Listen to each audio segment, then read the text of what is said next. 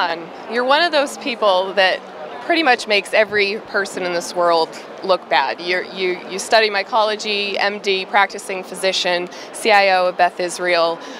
You do some farming on the side. You mountain climb. You just published a new book, which you mentioned you have about 1,000 emails a day from people, many of them being questions on technology and policy. So could you talk a little bit about what is probably the most common question that you've received via email from people in the industry and your response to them? Sure. I mean, there's two kinds of questions. Sometimes they're exceedingly detailed, meaningful use questions.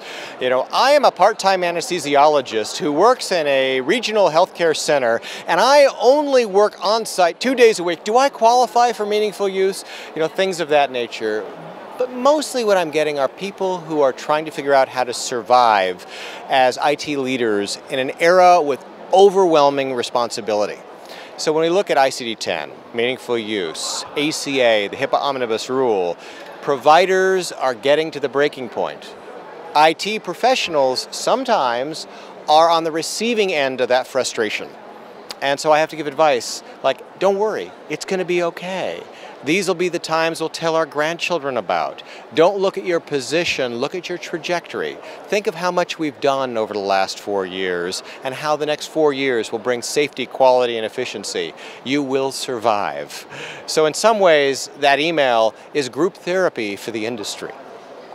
Now, there's one chapter of your book that's dedicated solely to privacy and security. And I think you mentioned that you oversee about 18,000 user accounts, 1,600 iPhones, 600 iPads, and you spend about 20% of your day on risk and regulation and governance. Could you talk a little bit about that 20%, what it involves?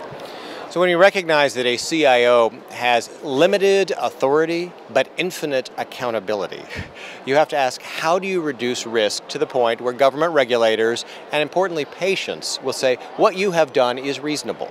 So that means I have to think about, how do I encrypt every device, whether that's an iPhone, an Android device, a laptop, where appropriate?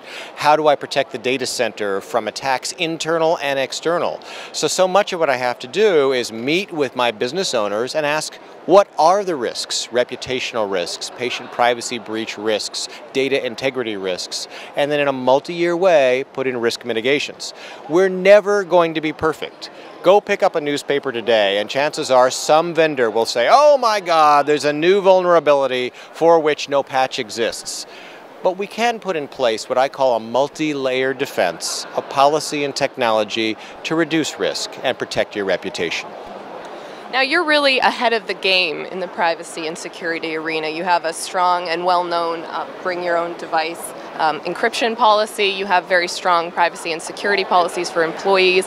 What is one of the biggest oversight you see other industry officials making in the realm of privacy and security? Well, I have 14 different work streams in my privacy and security efforts, so it's a little hard to just name one, but here's an example. In healthcare, we often say, oh, I know who you are, and here's access to this system, that system, and the other, because I know who you are, as opposed to, what role is it that you play? And oh, if you're promoted, your role changes and your access changes. We should be really thinking about access based on what you do rather than who you are. We're all very good at terminating your access the moment you leave the organization, and we're all really bad at changing your access as you, a well-known and well-meaning employee, change roles within an organization. So that's just one, but there are, as I say, 14 that I'm working on simultaneously. Now let's go back to your role as CIO, practicing physician. You know, you have work long hours. How do you do that with your home life? You know, do you have certain hours where you just won't keep your phone with you? And you know, how does that balance work out? So my wife and I will be celebrating our 30th anniversary this August. She's tolerated me for 30 years. Amazing. It's a partnership. And so what we recognize is there are times in her life when she has responsibilities and stress, and similarly with me. And so really my whole family works on, there is no difference between job and life and work and play. It's a continuum. We're all working as a team to support each other. And that understanding is just so very key. So that is, I come home, and whether I've had a 14-hour day with lots of frustration or a 3-hour day that's gone swimmingly, I'm out there shoveling manure in the rain. And that's okay. Everyone understands it's a continuum.